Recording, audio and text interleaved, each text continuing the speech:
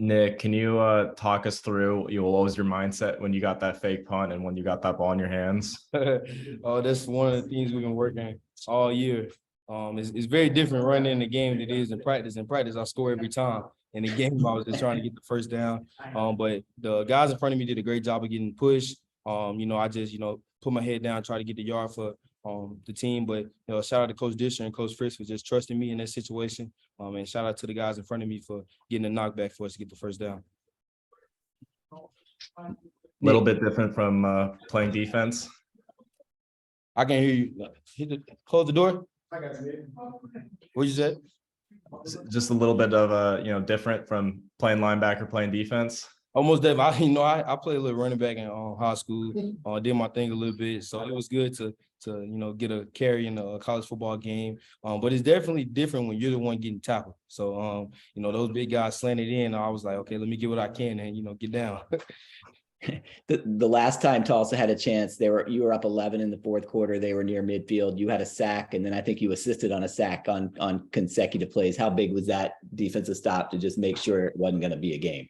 Most definitely. It's just a shout out to the interior defensive line for getting the knockback. Our edge rush, that's been one of the things that they've been trying to let me do all year. I got to do my job of containing, but, without those guys getting the quarterback, which was a dynamic quarterback, shout out to him. He was very athletic, but with them keeping him in the pocket, I was able to get off the edge and, get him down twice. And this is a blessing. Sacks are hard to come by. We had an argument in the preseason, which one's easier, sacks or interceptions. I definitely think sacks are harder. But I just did my job on that play. Coach Helm had a great call scheme on, and I was blessed to get to the quarterback. Another good third quarter for you guys. It was only a 7-point lead. Tulsa gets the ball to start the second half. You came up with a stop. Offense scored. Kind of typical of the way this year has gone for you guys.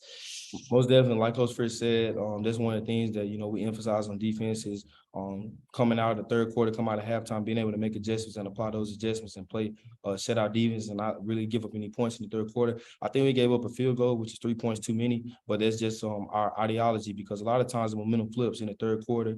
So we just come out, just carrying that momentum and being able to play physical football and was able to get the ball back to the offense without them scoring, and that's good.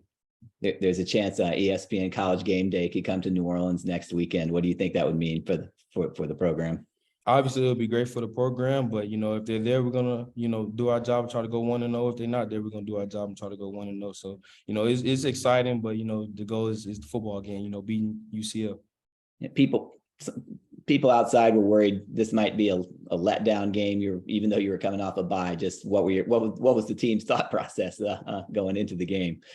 We really didn't have a bye week. We really just focused, all in on, fixing corrections, fixing mistakes from, the first half of the season. And then everything was on Tulsa. We did a great job of, buying in and, keep staying focused. And just preparing, doing a great job of preparation. We had a team meeting on Monday, and everybody raised their hand when we asked, who watched the Tulsa and SMU game. And it's just the identity of our football team is just, having that 1-0 mentality, having that mentality of focusing on the next opponent. And that's why we was able to come out here and play great football against a very talented team that, record doesn't really show how great they are. So, it's always hard to get a road win, and it was a blessing to come up here and get that done today. It's an easy question, but when an offense runs for 350 yards and you have 200-yard running backs, how much easier does that make it on the defense? And how impressed were you with the way the running backs ran today? Most definitely, man. Shout out to the O-line first and foremost, and then shout out to Ashad Iverson and Ty J for really carrying that load, man. That really controls the clock as well. We didn't have to play a lot of defense today because they kept on the ground.